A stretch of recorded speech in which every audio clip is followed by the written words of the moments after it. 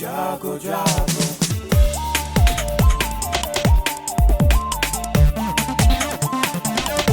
Radio जागो जागो radio जागो 90.4 FM। नमस्कार, ये रेडियो जागो 90.4 FM है।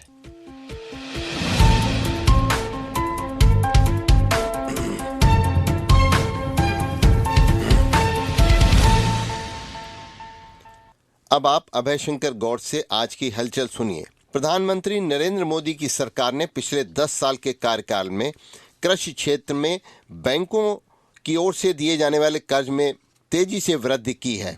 बैंकों ने चालू वित्तीय वर्ष 2023-24 की अप्रैल जनवरी अवधि के दौरान कर्ज के रूप में 20.39 लाख करोड़ रुपए का वितरण किया है, जबकि पूरे 2013-14 में किसानों को 7.3 लाख करोड़ रुपए का कर्ज दिया गया था। आर्थिक शोध संस्थान ग्लोबल ट्रेड रिसर्च इनिशिएटिव ने कहा है कि भारत को दाल, तेल और सब्जी जैसी कम पानी की खपत वाली फसलों की खेती को बढ़ावा देने के लिए हरित क्रांति दूसरी लाने की शुरुआत करनी चाहिए।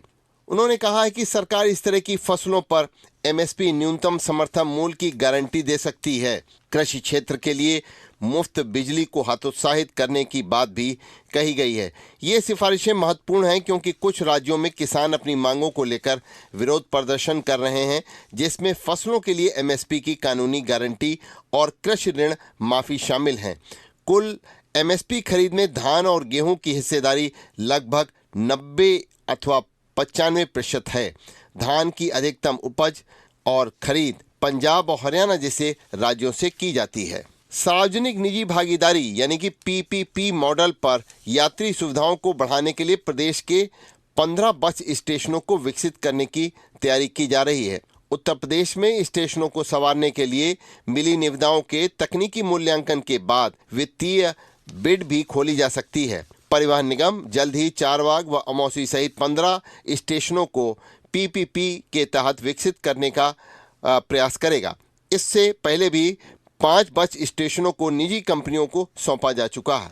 अब आयुष अस्पतालों में भी कैशलेस इलाज की सुविधा प्राप्त हो सकेगी और केंद्रीय आयुष मंत्रालय ने इस पर पहल की है और इस प्रस्ताव को मंजूरी दी गई है। केंद्रीय आयुष मंत्रालय की पहल पर insurance regulatory and development authority of India ने इसे मंजूरी दे दी है। आज भी भारत में 40 लाख वृद्ध जो हैं वो डिमेंशिया से ग्रस्त हैं। डिमेंशिया वो बीमारी है जिसमें आदमी भूल जाता है, जबकि दुनिया में ऐसे रोगियों की संख्या 4 करोड़ 80 लाख से अधिक है। यानी पुरानी पीढ़ी के मानसिक रूप से फिट रहने की वजह उनका खान पान व रसोई में एक चुटकी मसालों का उपयोग माना जाता है। तो आज आयुर्वेद आहार की ओर लोगों को लौटने के लिए ये कहा जा रहा है और आयुष महोत्सव कल इस पे आयोजित हुआ लखनऊ में, लखनऊ के शिल्प अवध शिल्प ग्राम में। और आयुष महोत्सव में अपनी जड़ों की ओर लौटने व निरोगी रहने के लिए फिक्की की ओर से अंतर्राष्ट्रीय आरोग्य कार्यक्रम शुरू किया गया है और ये कहा गया है देश में खान पान की समृद्ध परंपरा रही है। फास्ट फूड ने बीमारियों को दावत दी है। लोगों की सेहतमंद रखने के लिए पुरानी परंपरा अब तैयार होनी चाहिए। यदि सभी 6 रस यानी कि मीठा, नमकीन, खट्टा, कड़वा, तीखा और कसेला को संतुलित रूप से ग्रहण किया जाए तो शरीर में भी पोषक तत्वों का संतुलन बन सकता है। इसलिए आहार को ही औषधि मान करके रहा जाए। लोगों को ऋतुचर्या यानी कि किस ऋतु में क्या खाना चाहिए, ऐसे ही दिनचर्या सुबह उठने से लेकर रात में सोने तक के नियमों का पालन करना जरूरी है। सुबह कब उठें, क्या खाएं या क्या पिएं, रात में क्या न खाएं के पालन से लोग स्वस्थ रह सकते हैं। आयुर्वेद जड़ी बूटी नहीं, जीवन का विज्ञान है। इसमें जीवन के विविध पक्षों की स्पष्ट व्याख्या की गई है व अनुपालन पर दीर्घायु होने में संदेह नहीं है। च्यवनप्राश से लेकर एलोवेरा का कई तरह से उपयोग हो रहा है। दवाइयाँ क्यों खाएं? आयुर्वेद में आहार ही औषधि है। बस आप खान पान सुधार लें तो आप स्वस्थ रह सकते हैं। ये सारी बातें कल अवध शिल्प ग्राम लखनऊ में आयोजित आयुष महोत्सव में कही गई। हरदोई में साइबर अपराधियों पर शिकंजा कसने के लिए साइबर सेल ने बड़ी कार्रवाई की है। साइबर अपराध में इस्तेमाल हुए 1612 फर्जी मोबाइल नंबरों को बंद करा दिया गया है, जबकि 336 नंबर रडार पर हैं। वहीं 336 मोबाइल नंबर की जांच भी की जा रही है और उन्हें बंद कराए जाने की प्रक्रिया भी की जा रही है। अपर पुलिस अधीक्षक पूर्वी नृपेंद्र कुमार ने बताया कि साइबर सेल लगातार अपराधियों पर कार्रवाई कर रही है, साथ ही साइबर अपराध के शिकार पीड़ितों के खातों में धनराशि वापस कराई भी जा रही है। हरदोई की मुख्य विकास अधिकारी सौम्या गुरनानी ने कल हरपालपुर विकासखंड कार्यालय में निरीक्षण किया। उन्हें कई अनियमितताएं मिली। विकासखंड कार्यालय के निरीक्षण में अभिलेख भी अस्त व्यस्त उनको मिले। मुख्य विकास अधिकारी ने ब्लॉक परिसर में आवासीय भवनों को निष्प्रयोज घोषित किए जाने अथवा जीर्णोद्धार कराए जाने का भी उन्होंने निर्देश दिए हैं। मुख्य विकास अधिकारी ने बीडीओ समेत 4 का वेतन रोकने के भी निर्देश दिए हैं और इन अनियमितताओं को उन्होंने दूर करने के लिए भी निर्देश दिए हैं। अमृत भारत स्टेशन योजना में हरदोई जिले का बालामऊ जंक्शन स्टेशन का अब नया भवन बनेगा।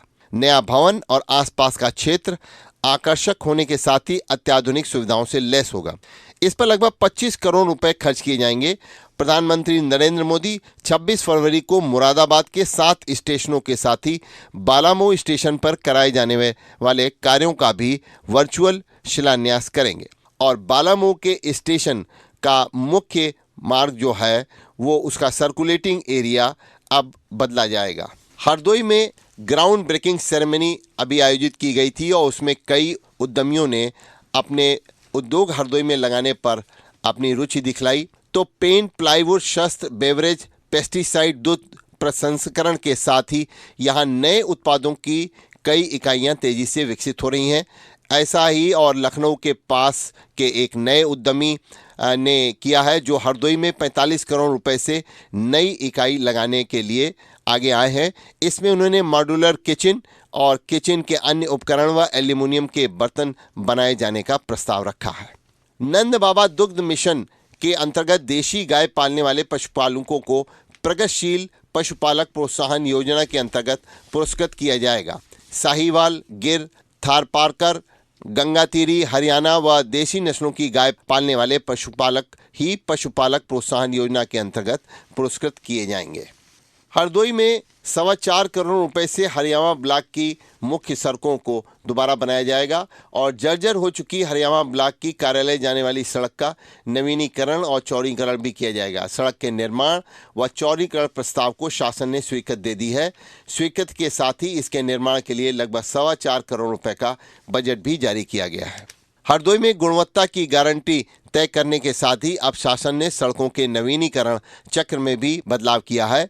अभी तक राज्य, जिला एवं ग्रामीण श्रेणी की सड़कों का नवीनीकरण अलग अलग समय सीमा के बाद कराया जाता था, लेकिन अब जो नई व्यवस्था बनाई गई है उसमें सड़क किसी भी श्रेणी की हो उसका नवीनीकरण 5 साल के बाद कराना अवश्य होगा। यह व्यवस्था ग्रामीण अंचल की सड़कों पर सबसे ज़्यादा प्रभाव डालेगी क्योंकि ग्रामीण सड़कें अधिकतर टूटी हुई नजर आती हैं। पिहानी रोड से हरियाणा ब्लॉक मुख्य जाने वाली सड़क का चौड़ीकरण होने के बाद ब्लॉक कार्यालय, सीएससी, पशु चिकित्सालय और हरियाणा आंगनबाड़ी केंद्र, हरियाणा डाकघर जाने वालों के साथ ही हरियाणा गांव के लोगों को भी इसकी सहूलियत मिलेगी। हरदोई जिले में 3,446 परिषदीय विद्यालयों में तैनात 10,000 रसोइया जल्द ही भूरे रंग की यूनिफॉर्म में नजर आएंगे। इसको लेकर 49 लाख से अधिक की धनराशि रसोइयों के खातों में आवंटित की जा रही है। परिषदीय विद्यालयों के 4.5 लाख छात्र छात्राओं के भोजन को लेकर करीब 3.5 करोड़ रुपए की राशि जारी की गई है। यह राशि मिड डे मील के परिवर्तन लागत के रूप में जारी की गई है। ऐसे में अब बजट जारी होने के बाद प्रधानाध्यापकों को अब भोजन बच्चों को उपलब्ध कराने में सहूलियत होगी। सड़कों और खेतों व अन्य सार्वजनिक स्थलों से पकड़कर गौ आश्रय स्थलों में संरक्षित किए गए सभी गोवंशों को विशेष पहचान अंकित करते हुए उनकी टैगिंग की जाएगी। उत्तर प्रदेश सरकार ने गौवंश संरक्षण अभियान की सफलता सुनिश्चित करने के लिए पशुधन विभाग को यह कदम उठाने के निर्देश दिए हैं। 20 फरवरी से यह अभियान शुरू हुआ है और यह अभियान 20 मार्च तक चलेगा। उत्तर प्रदेश में जल निगम ग्रामीण के कर्मचारियों को अब महंगाई भत्ता 4% उनका बढ़ा दिया जाएगा। अब प्रदेश के किसानों के लिए एक सहूलियत दी गई है कि प्रदेश के तहसील कार्यालयों से खतौनी की सत्यापित प्रति प्राप्त करने के लिए अब लोग यूपीआई और ई पास मशीन के माध्यम से भी डिजिटल भुगतान कर सकेंगे। राजस्व परिषद ने सभी जिलाधिकारियों को इस बारे में निर्देश जारी किए हैं कि राजस्व परिषद शीघ्र ही पेमेंट गेटवे की सुविधा भी लागू करने जा रहा है, जिसके माध्यम से लोग घर बैठे शुल्क का ऑनलाइन भुगतान कर और सत्यापित खतौनी घर बैठे प्राप्त कर सकेंगे। इसके लिए उन्हें तहसील कार्यालय या जन सुविधा केंद्र अब जाने की जरूरत नहीं पड़ेगी। हरदोई में 48 लाख से 2 पुलिया बनेंगी, जिससे लोगों को राहत मिलेगी। बेहतर आवागमन के लिए अच्छी सड़कें और पुलिया का होना आवश्यक है। शासन ने शहर से लगे हुए गांवों को बेहतर आवागमन के लिए अलग अलग मार्गों पर 2 पुलिया निर्माण की स्वीकृति प्रदान की है। स्वीकृत के साथ ही सदई बेहटा से मानपुर मार्ग और सदई बेहटा से अलीपुर मार्ग पर पुलिया निर्माण के लिए 47 लाख रुपए जारी भी कर दिए गए हैं। दिव्यांगों के लिए एक अच्छी खबर है कि जल्द दिव्यांगों को उपकरण बांटे जाएंगे। हरदोई जिले में अब दिव्यांगों के लिए सशक्तिकरण विभाग की ओर से उपकरण बांटने की बात कही जा रही है। दिव्यांगता के स्तर के मुताबिक विभाग इसकी प्राथमिक सूची बना रहा है। उपकरण वितरण कार्यक्रम में 373 ट्राईसाइकिल, 402 कृत्रिम अंग, 20 व्हील चेयर, 20 बैसाखी, 10 हीयरिंग एड और 50 MR किट व 50 लेप्रोसी किट का वितरण होगा। इसमें से 323 ट्राईसाइकिल व 402 कृत्रिम अंग को छोड़कर सभी उपकरण हरदोई आ चुके हैं और बाकी बचे उपकरण भी हरदोई जल्दी आ जाएंगे और दिव्यांगों को ये सुविधा प्राप्त हो जाएगी। उत्तर प्रदेश बोर्ड की हाई स्कूल और इंटरमीडिएट की परीक्षाओं इस समय चल रही हैं और बृहस्पतिवार को पहले ही दिन 3,33,541 विद्यार्थियों ने उत्तर प्रदेश में ये परीक्षा अपनी नहीं दी। प्रथम पाली में दूसरे के स्थान पर अलग अलग केंद्रों पर परीक्षा दे रहे 7 विद्यार्थियों एवं एटा में एक केंद्र व्यवस्थापक के खिलाफ FIR भी दर्ज कराई गई है। वहीं हाई स्कूल में अलग अलग केंद्रों पर निरीक्षण के दौरान 5 नकलची भी कल पकड़े गए हैं। इनमें एक छात्रा भी शामिल है। हरदोई में परीक्षा केंद्र पर प्रधानाचार्य के सिर पर गोली लगने की बात कही जा रही है। हरदोई के जय सुभाष महाबली इंटर कॉलेज में कल उस समय लोगों को एकदम से चिंता हो गई जब परीक्षा केंद्र पर गोली चली। गोली लगने से वहां पे प्रधानाचार्य घायल हो गए, जिन्हें लखनऊ के ट्रामा सेंटर में भर्ती कराया गया है और मौके से CCTV फुटेज समेत सभी तथ्यों को पुलिस जांच कर रही है। इसके बाद फायरिंग का कारण स्पष्ट हो चुकेगा। परिजनों ने आरोप लगाया है। वहीं पुलिस का कहना है कि अभी किसी ने कोई तहरीर नहीं दी है और पुलिस इस बात की गंभीरता से जांच कर रही है। प्रधानमंत्री नरेंद्र मोदी एक बार फिर दुनिया में सबसे लोकप्रिय नेता साबित हुए हैं। अमेरिकी एजेंसी मॉर्निंग कंसल्ट की 2024 की पहली तिमाही के लिए world leader approval rating report प्रसारित की गई है। इसमें भारत में 78% लोग प्रधानमंत्री नरेंद्र मोदी के कामकाज से संतुष्ट हैं और वो उन्हें अपना नेता के तौर पर स्वीकार करते हैं। इससे पहले दिसंबर 2023 की रिपोर्ट में भी प्रधानमंत्री नरेंद्र मोदी 76% अप्रूवल के साथ दुनिया में शीर्ष पर थे। इस बार 2% ज्यादा लोगों ने प्रधानमंत्री नरेंद्र मोदी के कामकाज पर अपनी संतुष्टि जताई है और उन्हें अपने नेता के तौर पर मंजूरी भी दी हुई है। इस सूची में प्रधानमंत्री मोदी के बाद 65% अप्रूवल के साथ मेक्सिको के राष्ट्रपति और दूसरे स्थान पर हैं और 63% के साथ अर्जेंटीना के राष्ट्रपति तीसरे स्थान पर हैं। किसान आज काला दिवस मनाने की बात कह रहे हैं और किसानों में कल अपनी रैली को लेकर के आक्रोश रहा। आपको जैसे विदित हो कि चंडीगढ़ में संयुक्त किसान मोर्चा ने पंजाब हरियाणा के बीच आपसी बातचीत के लिए सरकार के साथ लगातार प्रयास जारी है और पंजाब हरियाणा के बीच में जिंद की खनौरी सीमा पर किसान के मामले में हरियाणा के मुख्यमंत्री मनोहर लाल और राज्य के गृह मंत्री ने इस मामले को जांच भी कर रहे हैं। सरकार किसान हित के लिए पूरी तरीके से प्रतिबद्ध है। केंद्रीय सूचना एवं प्रसारण मंत्री अनुराग ठाकुर ने कहा है, मोदी सरकार ने किसान को समृद्ध, सशक्त और आर्थिक रूप से मजबूत बनाने के लिए जरूरी कदम उठाए हैं और आगे भी निर्णय किसानों के हित में ही लिया जाएगा। वहीं केंद्रीय कृषि मंत्री अर्जुन मुंडा ने कहा है कि केंद्र सरकार किसानों के हित में काम करने को प्रतिबद्ध है। उन्होंने कहा है कि किसान मिलकर हल निकालना चाहिए ताकि सबके लिए लाभदायक हो और प्रधानमंत्री नरेंद्र मोदी ने भी कहा है गांव और छोटे किसानों का जीवन बेहतर बनाने के लिए कई योजनाएं चलाई जा रही हैं। सरकार विभिन्न योजनाओं के जरिए देश के गांव और छोटे किसानों का जीवन सुधारने को प्राथमिकता दे रही है। प्रधानमंत्री मोदी का कहना है कि विकसित भारत का लक्ष्य ग्रामीण अर्थव्यवस्था को मजबूत बनाए बिना संभव नहीं होगा और इस दिशा में भारत सरकार कार्य कर रही है। अभी आप सुन रहे थे अभय शंकर गौड़ से आज की हलचल।